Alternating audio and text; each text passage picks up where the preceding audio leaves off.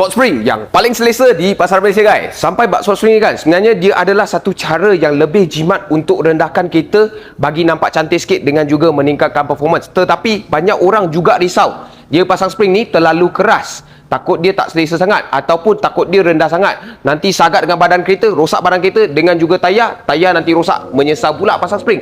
Tetapi ada satu jenama Wan Cina nak tunjuk kepada korang, iaitu jenama Aibak. So jenama Aibak ni adalah satu jenama daripada USA. Dia ada juga yang buatan USA, ada juga yang buatan Germany. Okey, dia ada lagi dua model juga, iaitu Pro Kit yang di depan Wan Cina ni, semua Pro Kit dengan juga progresif. Pro Kit warna hitam, progresif warna merah. Di pasar Malaysia ni kita susah nak dapat progresif, so kita semua dapat Pro Kit saja. Okey, Pro Kit ini direka khas untuk keselesaan dengan juga mild track use. Mild track use maksudnya kalau masuk track tu sederhana saja untuk performance dia. Okey, so kita tengok Pro Kit dulu.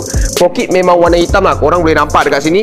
Dengan juga Pro Kit dia, kerendahan ataupun ketinggian dia dah lebih kurang dalam 1,5 jari. sebab kebanyakan kita Wan Cina pasang memang semua 1,5 jari. FL5 sama juga 1,5 jari. memang cun gila, selesa gila. Sebab banyak customer feedback juga benda ni lagi selesa daripada spring original. So pasang ini memang korang takkan kecewa dengan performance dengan juga keselesaan dia.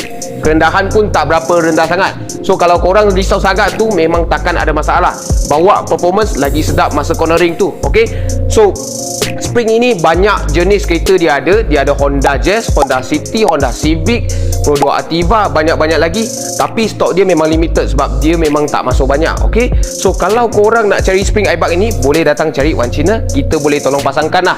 Kalau korang suka video ni, tolong like, share dan komen kat bawah apa yang korang nak tengok saja. Macam biasa, cari Wan Cina. Thank you guys.